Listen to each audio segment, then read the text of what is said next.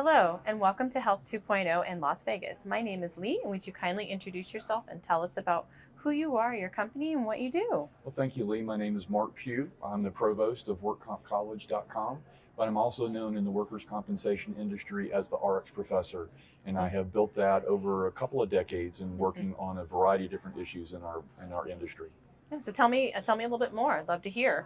Well, I started out in 2003 recognizing the fact that we as an industry were using way too many prescription painkillers to help injured workers try to get back to work. And actually what happened, it was retarding the process of getting back to work because it was making matters worse with all these drugs and the cocktails. I'm not a clinician, not an attorney, not a claims adjuster. I'm just a guy with an opinion. But I viewed that as a real issue. And I'm actually a technology guy in background. So I think very logically, and it wasn't logical that we were doping these people up with drugs that they didn't need. And so I argued for the less use of those prescription painkillers. Over time, what I realized is we could take those pills away from them, but then what do they have? We can't leave Right. them orphaned. And so I embarked on a journey to understand more beyond the biomedical model. So biopsychosocial spiritual model is really where I've kind of relied on. And so I have investigated a variety of different things when it comes to behavioral psychology, when it comes to Harvard MedTech, which offers virtual reality therapy on their advisory board. I have investigated and researched a lot medical cannabis as far as an alternative, just a variety of different things to kind of open our industry's mind. And at that juncture, I had the opportunity to join with two business partners to kind of take what I had done and incorporate that into an education platform to help our industry get better and drive better outcomes. Smart, all right, and very impressive. And you are a Health 2.0 conference honoree. Can you please tell us how does it feel to receive such a prestigious award? Well, I appreciate that. You know, I've received awards in the workers' compensation industry, several awards, and that's unique because it's voted on by your peers, right? And though they were not anything I was nominated, but I didn't nominate myself, right?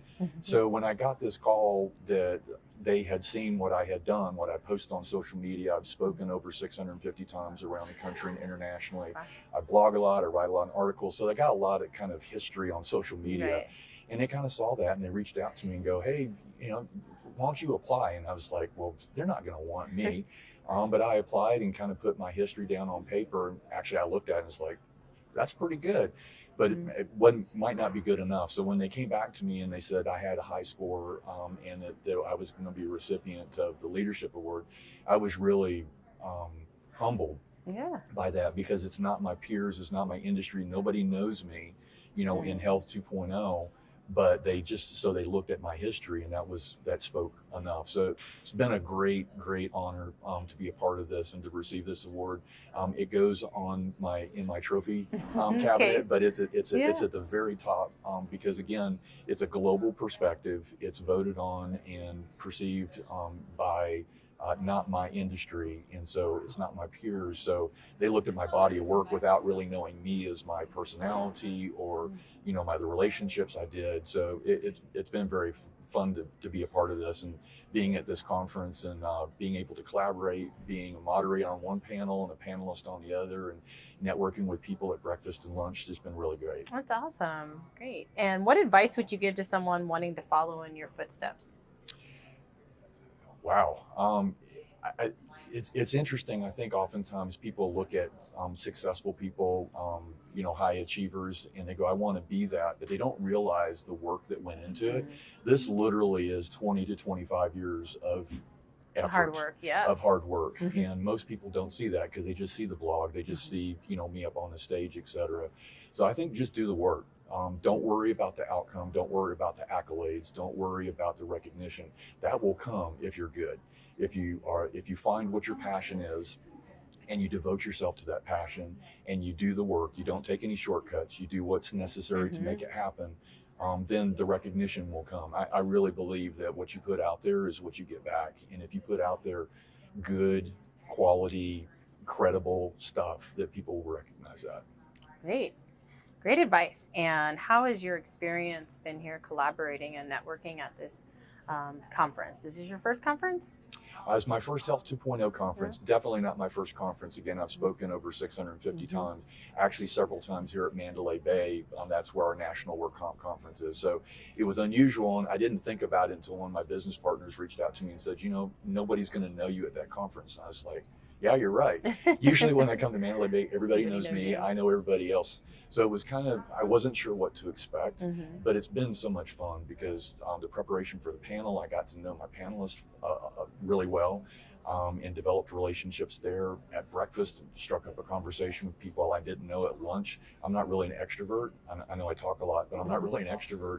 And at lunch, we just sparked up a conversation, and 20 minutes later, it's like, where'd the time go? Because we were just chatting. So I think that, and I think the beauty of this conference is that it brings leaders together. Everybody here has already kind of made a dent in the world. Right, you get to bounce ideas off of each other. Absolutely. You're not really having to drag people across the finish. Everybody here has already done the finish line. Right. So I think that makes the collaboration even a higher level because you're speaking with people who've kind of been there, done that. It's just they've done something different. Their personal experience is different. But you know, they've kind of arrived as well, so to speak. Although I would be willing to bet nobody says that they've actually finished the race. I don't think I finished the race, and I bet nobody else here has. Always either. Ongoing. Absolutely. Well, great to hear. And where can others find you to collaborate further online? And anything to look forward to in the future? Well, share. WorkCompCollege.com is our website. I'm the provost there and founding partner, so I'm responsible for the 9 schools of discipline, the 17 deans, the 50 and counting faculty members. And really what we're creating a certification called Workers Recovery Professional, and we're trying to increase the level of professionalism in work comp by them understanding the entire system, as well as infused with a workers' recovery, biopsychosocial, claims advocacy type mindset. We've had tremendous response. We're only a month in at this date. We're only a month in. We've already got over 100 students and 200 more on the way. And we haven't even really started selling yet, which is going to happen after the holidays. So we think that we have struck a note in our industry that they need to understand the big picture and understand how to treat injured workers as human beings as opposed to claimants and ones and zeros in a database. So that's my passion, and you can find out more about it at workcompcollege.com. Great. Thank you so much for taking the time to speak with me today. It's been an absolute pleasure. I hope you enjoy the rest of the conference and enjoy Vegas. Thank you, Lee. Thank you.